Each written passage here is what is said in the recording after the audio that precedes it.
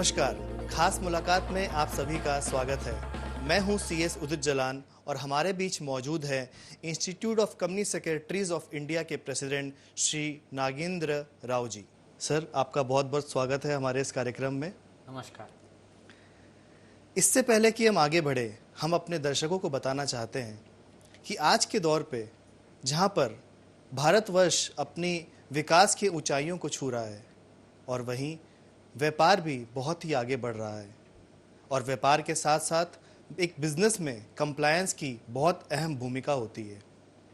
और जब भी हम कंप्लायंस की भूमिका के बारे में बात करते हैं तो हमारे दिमाग में एक ही नाम आता है, कंपनी सेक्रेटरी। कंपनी सेक्रेटरी को आज के दौर में एक बहुत ही अहम भूमिका के रोल में जाना जाता है। आज इस खास मुलाकात में हम श्री नागेंद्र राव जी से कंपनी सेक्रेटरी और उसके रोल के बारे में बात करेंगे। सर, हम सबसे पहले आपसे जानना चाहेंगे कि ICSI क्या करती है और भारत के विकास के लिए, राष्ट्र के विकास में ICSI अपना योगदान किस प्रकार दे रही है। Institute of company secretaries of India an act of parliament के तहत 1980 में लॉ बना गया था और कंपनी सेक्रेटरीज एक्ट 1980 और institute of company secretaries of India का रोल, मिशन, विजन, मोटो ये सब आप कर देखेंगे तो आपको पता चलेगा कि main object of company secretaries act है regulation and development of profession of company secretaries of India. हमारे जो प्रोफेशनल्स हैं उनको पहले रेगुलेट करना और उसके बाद में उसको डेवलपमेंट करना। नए नए कंपनी सेक्रेटरीज, नए members, profession of company secretaries की ऊंचाई को ले जाना, यही object of the company secretaries act है। तो एक है रेगुलेशन, रेगुलेटिंग द मेंबर्स होने के बाद में, और दूसरा है डेवलपमेंट। हमारे जो मेंबर्स हैं वो एम्प्लॉयमेंट में हो सकते हैं या प्रैक्टिस में हो सकते हैं, उनका कैसे डेवलप करें, वो दूसरी नई एरियाज़ में कैसे वो जाएं, इसके तहत हम एक रेगुलेट करते हैं ताकि हमारे मेंबर्स जो है जो प्रॉपर एडवाइस, गाइडेंस दे सके कॉरपोरेट्स लोगों को और हमारे नए मेंबर्स आ सके डेवलपमेंट ऑफ द प्रोफेशन। और सर, मैंने ये भी देखा है कि टाइम पे जब भी दरकार पड़ता है तब institute of company secretaries of India अपने रिप्रेजेंटेशंस के द्वारा गवर्नमेंट को बहुत सारे सजेशंस देते हैं, चाहे फाइनेंस मिनिस्ट्री हो, चाहे मिनिस्ट्री ऑफ कॉर्पोरेट अफेयर्स हो। तो मेरे ख्याल से institute of company secretary of India इस विषय में भी बहुत अच्छी और बहुत अहम भूमिका निभा रहा है और हम उसकी बहुत सराहना करते हैं। सर, एक चीज़ हम और आपसे जानना चाहेंगे, कॉर्पोरेट जगत में एक कंपनी सेक्रेटरी से बिजनेसमैन क्या एक्सपेक्ट कर सकता है और उसकी क्या रोल रहती है। कॉर्पोरेट जगत में प्रोफेशन ऑफ कंपनी सेक्रेटरीज का ओहदा जो है वो और ऊंचाई में बढ़ रहा है। बोर्ड ऑफ डायरेक्टर्स हो या कोई स्टेक होल्डर्स हो, उन्होंने जो कंपनी सेक्रेटरीज के ओर जो विश्वास जताया गया है वो बहुत ऊंचाई पर है। चेंज इनएविटेबल है। आजकल कोई भी छोटी से छोटी कोई पेनल्टी लगता है तो पहले जैसा 100 रुपया, 200, 500, 1000 रुपया नहीं, अभी लाखों और करोड़ों में जाता है।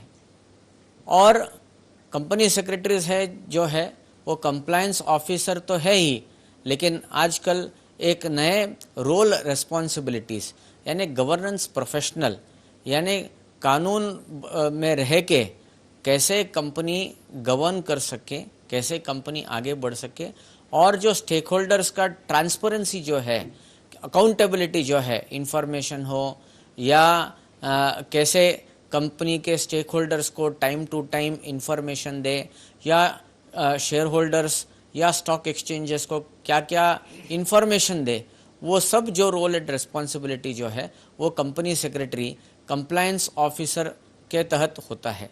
और कंपनी सेक्रेटरी जो है वो मियरली अभी एक कंप्लायंस ऑफिसर बन के नहीं रहा, अभी वो एक की मैनेजरियल पर्सनल बन चुका है।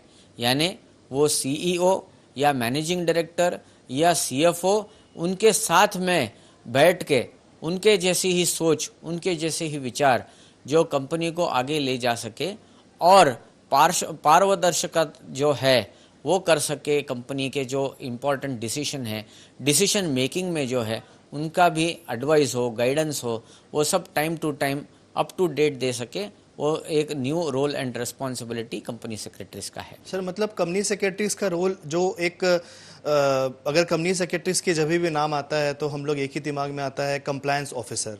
एंड जैसा कि आपने बताया अब कंपनी सेक्रेटरीज का रोल सिर्फ कंप्लायंस ऑफिसर के रूप में नहीं रह गया है, बल्कि एक कंपनी सेक्रेटरी एक संस्थान में चाहे वो सीएफओ बन के भी रह सकते हैं, सीईओ बन के रह सकते हैं, और तरह तरह के रोल निभा के भी अब वो मैनेजिंग कमेटी और मैनेजिंग डायरेक्टर्स को अपने एडवाइस के तहत बिजनेस को और बढ़ने में मदद कर सकती है। सर इसके तहत एक और चीज़ मैं जानना चाहूँगा आपसे कि एक कंपनी सेक्रेटरी में एक प्रॉपर प्रोफेशनल होने के लिए क्या क्या गुण होने चाहिए? ये बहुत ही अच्छा प्रश्न आपने पूछा है। हमारा मोटो ऑफ द इंस्टीट्यूट जो है वो है सत्यम वदा धर्मम चरा, यानी speak the truth abide by law. यानी उसके पास दो बहुत इम्पॉर्टेंट चीज़ होनी चाहिए, वो है इंटीग्रिटी, एथिक्स, और दूसरी है एक तो इंटीग्रिटी, एथिक्स और उसके साथ में एक राइट एटीट्यूड। तो अगर कंपनी सेक्रेटरी में ये राइट एटीट्यूड और एथिक्स और इंटीग्रिटी है तो कंपनी तो ऊंचाई तो जाती है, लेकिन उसके साथ में जो गवर्नेंस है वो और दूसरे और जाती है, इन्हें एक लेवल से बढ़कर दूसरे लेवल तक जाती है, क्योंकि उनका एथिकल जो कल्चर है वो मोर कंपनी सेक्रेटरीज प्रोफेशन को सूट होता है। तो इसके लिए अगर आप देखेंगे कि कंपनी सेक्रेटरीज का रोल जो है वो कंप्लायंस ऑफिसर और गवर्नेंस प्रोफेशनल दोनों में ऊंचाइयों की ओर बढ़ रहा है। सर हमने अभी तक जितना भी जाना कंपनी सेक्रेटरी के बारे में, उससे शायद हमारे दर्शक को बहुत ज़्यादा उत्सुकता हो रही होगी कि एक आम स्टूडेंट कैसे कंपनी सेक्रेटरी बन सकता है। मतलब उसके कोर्स ड्यूरेशन क्या है, कोर्स की फ़ीस क्या है, कोर्स स्ट्रक्चर क्या है, उसके बारे में हम लोगों को कुछ बताइए। कंपनी सेक्रेटरीज कोर्स अगर कोई विद्यार्थी लेना चाहता है तो उसके दो विकल्प हैं। एक जो CSEET यानी company secretaries entrance examination test, ये एक माध्यम है, और दूसरा है डायरेक्ट माध्यम जो एग्जीक्यूटिव प्रोग्राम, और जो प्रोफेशनल प्रोग्राम में एग्जीक्यूटिव पास होने के बाद में प्रोफेशनल प्रोग्राम होता है। तो 12वीं छात्र जो विद्यार्थी पास हुए हैं वो भी रजिस्टर कर सकते हैं। वो पहले माध्यम से यानी company secretaries entrance examination test देना पड़ता है, और वो एग्जामिनेशन देने के बाद में, वो पास होने के बाद में एंट्रेंस एग्जीक्यूटिव ग्रुप होता है और बाद में प्रोफेशनल ग्रुप होता है। तो ये तीन जो है वो 12वीं छात्र करना चाहिए, that is CSEET entrance exam as well as professional. दूसरा माध्यम है कि जो विद्यार्थी जो ग्रेजुएट है या पोस्ट ग्रेजुएट है, ग्रेजुएट अगर उनका परसेंटेज 50% और मोर हो, या पोस्ट ग्रेजुएट हो जिसका पास हुआ हो, वो डायरेक्टली एग्जीक्यूटिव प्रोग्राम में रजिस्टर कर सकते हैं। एग्जीक्यूटिव प्रोग्राम पास होने के बाद में वो डायरेक्टली प्रोफेशनल प्रोग्राम में आते हैं। ये CSEET हो, एग्जीक्यूटिव हो और प्रोफेशनल पास होने के बाद में उनका 24 महीने का ट्रेनिंग होता है। वो ट्रेनिंग होने के बाद में उनको मेंबरशिप दिया जाता है। इस 24 महीने में उनको प्रैक्टिसिंग कंपनी सेक्रेटरी या कंपनी सेक्रेटरी इन एम्प्लॉयमेंट, उनके वहाँ ऑन द जॉब ट्रेनिंग यानी मैनेजमेंट ट्रेनिंग किया जाता है, ताकि वो पास होने के बाद में वो डायरेक्ट फिनिश्ड प्रोडक्ट्स जैसा वो कंपनी सेक्रेटरी पास होने के बाद में वो डायरेक्टली बोर्ड ऑफ डायरेक्टर्स के साथ में बैठ सकता है, उनको बराबर से निर्देश दे सकता है, गाइड कर सकता है, एडवाइस दे सकता है। तो ये कोर्स है कि CSEET एंट्रेंस और प्रोफेशनल प्रोग्राम, और लगभग ये जो तीनों बोले हैं कि CSEET एंट्रेंस और प्रोफेशनल, तीनों मिला के लगभग एक 25,000 तक उनका खर्चा आता है, तीनों मिला के इस कोर्स मटेरियल का। CSEET एग्ज़ाम का जो है वो है 1,000 रुपया, और जो एग्जीक्यूटिव प्रोग्राम है वो है 11,500 रुपया, और जो प्रोफेशनल प्रोग्राम है वो लगभग 3,500 रुपये आता है। तो टोटली जो है 25,000 अप्रॉक्सीमेटली फीस आता है एक कंपनी सेक्रेटरी बनने का, और एक एवरेज स्टूडेंट जो है वो 3 साल में पास हो सकता है अगर वो मेहनत करे तो। और सर, इसमें फाइनेंशियली वीक स्टूडेंट अगर कोई हो तो उसके लिए कंपनी सेक्रेटरीज इंस्टीट्यूट क्या प्रावधान कर रखी है? प्रश्न का उत्तर 2 तरह से मैं देना चाहता हूँ।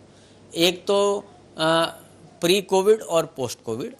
प्री कोविड में ऐसा है कि हमारे जो स्टूडेंट हैं, हमारे जो विद्यार्थी हैं, उनको हम फाइनेंशियल असिस्टेंस देते हैं। तो फाइनेंशियल असिस्टेंस किस बात पे? तो जो विद्यार्थी जो 10वीं और 12वीं कक्षा में उत्तीर्ण हुए हों और उनको 65% के ऊपर मिला है, और उनका अगर फाइनेंशियली उनके पेरेंट्स के इनकम 3 लाख रुपए से कम हो तो उनको बिना शुल्क हम रजिस्टर करते हैं। वैसे ही अगर कोई विद्यार्थियों को अगर 10वीं और 12वीं 85% एंड अबव मिला हो और उनके पिताजी का इनकम अगर 3 लाख से भी ज़्यादा हो तो भी हम उनको फ्री रजिस्ट्रेशन करवाते हैं। ये तो प्री कोविड की बात हुई। पोस्ट कोविड भी ये कंटिन्यू होता है। और दूसरी एक हम एक फाइनेंशियल असिस्टेंस कोविड के दौरान हमने अनाउंस किया था कि अगर कोई विद्यार्थियों जो डिपेंडेंट है उनके अगर कोई खुदा ना खास्ता उनके पिता या माता अगर स्वर्गवास हुई हो तो कोविड के कारण, तो हमने मार्च 22 तक उन विद्यार्थियों का शुल्क जो है वो हम माफ़ किए हैं। सर, ये तो आपने जितना बताया ये बहुत ही अच्छी बात है जो संस्थान इतने अच्छे प्रावधान दे रखी है फाइनेंशियली वीकनिंग सेक्शंस के लिए। सर, हम आपसे और भी बातचीत करेंगे एक रोल ऑफ कंपनी सेक्रेटरीज और कंपनी सेक्रेटरी संस्थान के बारे में एक छोटे से ब्रेक के बाद। मिलते हैं एक छोटे से कमर्शियल ब्रेक के बाद।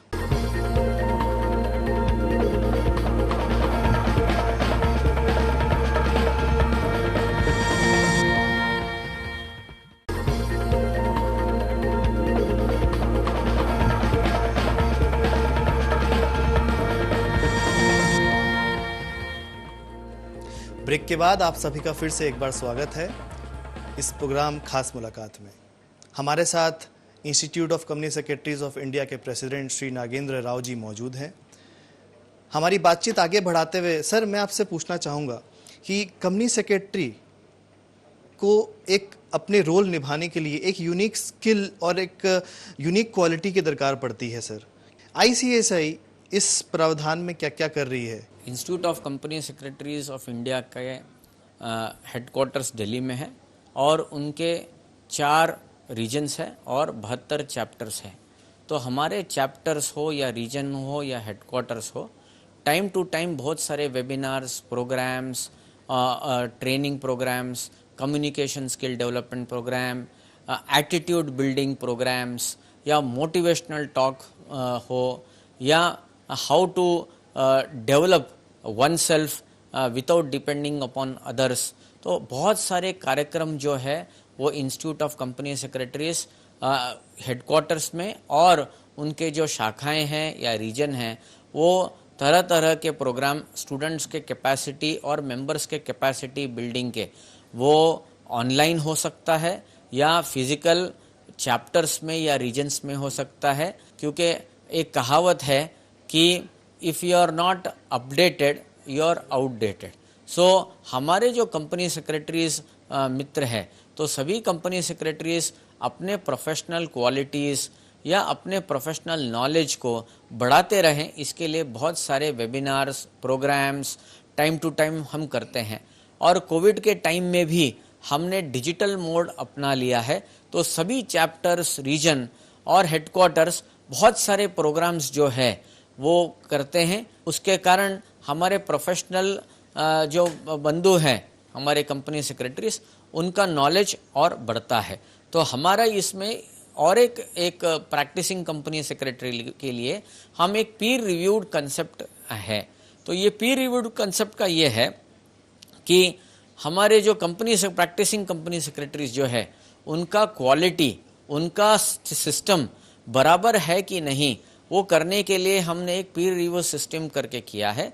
तो हर कंपनी सेक्रेटरीज, हर प्रैक्टिसिंग कंपनी सेक्रेटरीज पीर रिव्यूड यूनिट होना चाहिए ताकि हमारे मेंबर्स के जो क्वालिटी हो प्रैक्टिसिंग कंपनी सेक्रेटरीज का वो इम्प्रूव हो सके।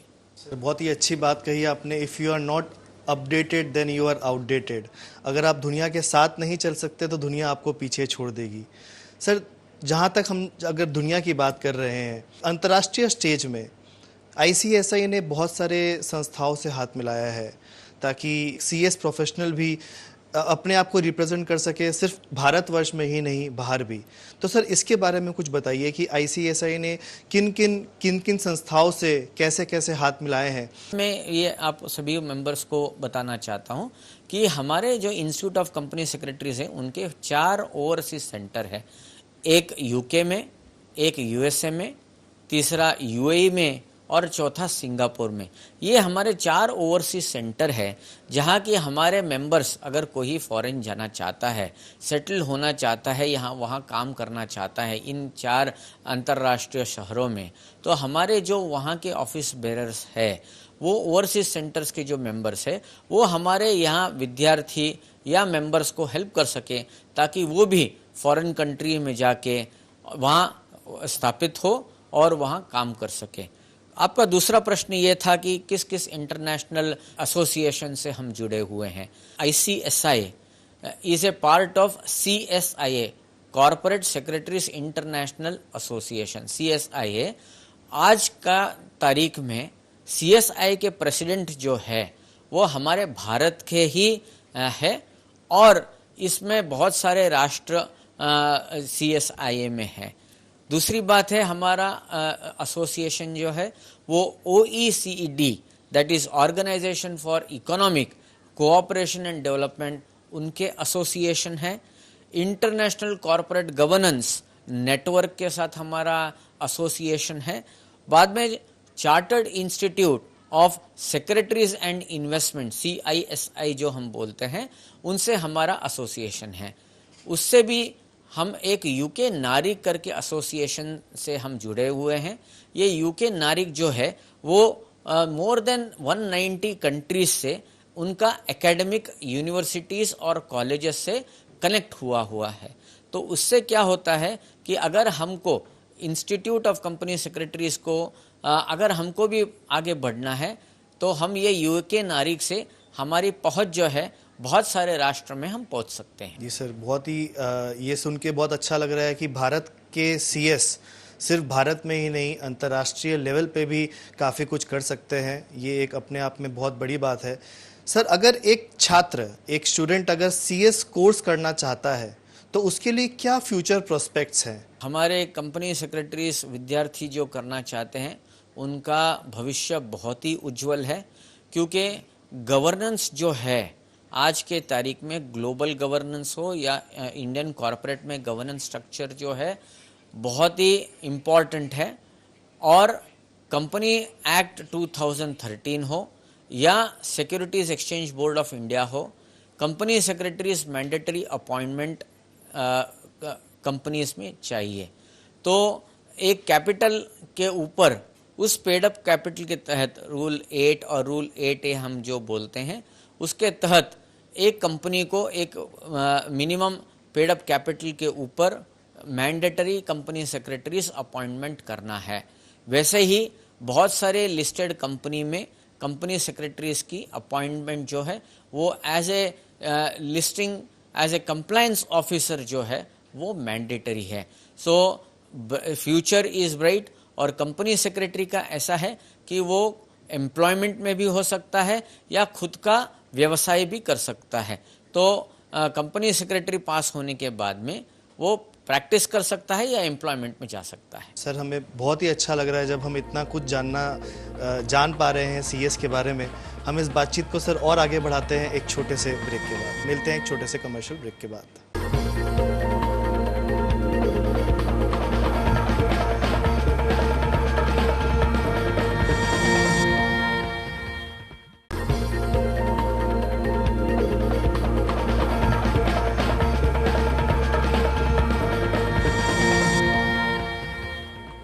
ब्रेक के बाद आप सभी का फिर से एक बार स्वागत है। हमारे साथ सीएस नागेंद्र राव जी बने हुए हैं जो कि institute of company secretaries of India के प्रेसिडेंट हैं। सर, सीएस कोर्स में शामिल होने वाले जो छात्र हैं उनके लिए क्या आप संदेश देना चाहते हैं? कंपनी सेक्रेटरी के रोल रिस्पॉन्सिबिलिटी विविध है, वो मल्टी फेसेटेड रोल परफॉर्म करता है, क्योंकि हमारे जो कंपनी सेक्रेटरीज के सिलेबस हैं वो केवल कॉरपोरेट लॉ या कंपनी लॉ नहीं देखता। कंपनी लॉ के साथ में बहुत सारे ऐसे कानून कायदे हैं, मैनेजमेंट है या एडमिनिस्ट्रेशन मैटर्स है जो वो देखता है। वो लेबर लॉ हो सकता है या मैनेजमेंट रोल रिस्पॉन्सिबिलिटी हो सकता है, या अकाउंट्स ऑफ फाइनेंस हो सकता है, या सिस्टम्स हो सकता है। तो कहने का मतलब ये है कि हमारे कंपनी सेक्रेटरी जो है multi faceted role and responsibility play करते हैं, क्योंकि क्या है कि हर कंपनी सेक्रेटरी पास होने के बाद में जब भी वो अगर एम्प्लॉयमेंट में जाता है तो वो बोर्ड ऑफ डायरेक्टर्स को गाइड और एडवाइस करता है। तो जब भी वो गाइड करता है तो उनको केवल लॉ के बारे में नहीं, परंतु लॉ के साथ में बाकी सारे जो सब्जेक्ट्स हैं, वो अकाउंट्स हो सकता है, फाइनेंस हो सकता है, या लेबर लॉस हो सकता है, या मार्केटिंग साइड हो सकता है। तो कहने का मतलब ये है कि whole and soul company secretary various roles responsibility play करता है। तो इसके लिए जो विद्यार्थी को कंपनी सेक्रेटरी में आने की या पैशन है या कुछ कर दिखाने का उनमें जो जोश है, वो अगर हमारे कंपनी सेक्रेटरी प्रोफेशन में अगर आए तो वो बोर्ड ऑफ, क्योंकि यही एक प्रोफेशन है कि जो डायरेक्टली पास होने के बाद में बोर्ड ऑफ डायरेक्टर्स, जो हम ब्रेन ऑफ द कंपनी बोलते हैं, उनके साथ में बैठ के वो चर्चा कर सके, एडवाइस दे सके, गाइड कर सके बोर्ड ऑफ डायरेक्टर्स को। तो इसके लिए विद्यार्थियों को एक पैशन चाहिए, एक इनोवेटिवनेस चाहिए, एक इंक्लूसिवनेस चाहिए और एक राइट एटीट्यूड होना चाहिए for becoming a company secretary. Right attitude होना चाहिए for becoming a company secretary. ये भी एक बहुत अच्छी बात कही सर आपने। आपके टाइम के सीएस कोर्स या पहले के दौर के सीएस कोर्स और आज के दौर के सीएस कोर्स में क्या बदलाव है sir? Laws are ever changing and change is the one which is always constant. हमारे ज़माने में जो हमने जो पढ़े थे वही लॉ नहीं रहा। अभी फॉर एग्जांपल हम जब भी पास हुए थे तभी कंपनीज एक्ट 1956 था, अभी कंपनीज एक्ट 2013 है। तो बहुत सारे ऐसे कानून हैं, प्रावधान हैं जो हमारे जो प्रायर टू 2000 हो या 2002 या 2003 हो, तो वो पूरा का पूरा सिलेबस चेंज हुआ है। और जो नए विद्यार्थी आने वाले हैं, अगर आप देखेंगे कि पहले जो विद्यार्थी ने जो पास होके आए हैं कंपनी सेक्रेटरीज, बहुत सारे सब्जेक्ट्स जो है बहुत चेंजेस है। अभी कंसेप्ट ऑफ ओपन बुक का थिंकिंग आ रहा है। अभी एग्जामिनेशन में OMR सिस्टम है, जो पहले जो विद्यार्थी एग्ज़ाम देते थे वो OMR सिस्टम नहीं था। पहले फाउंडेशन करके नहीं था या CSET करके नहीं था, अभी इसका एंट्रेंस एग्जामिनेशन टेस्ट आया है। उससे पहले एग्जीक्यूटिव एंट्रेंस टेस्ट में हमारे 4 पेपर हुआ करते थे, अभी भी 4 है, लेकिन प्रोफेशनल में भी 4 हुआ करते थे, अभी 9 पेपर्स है।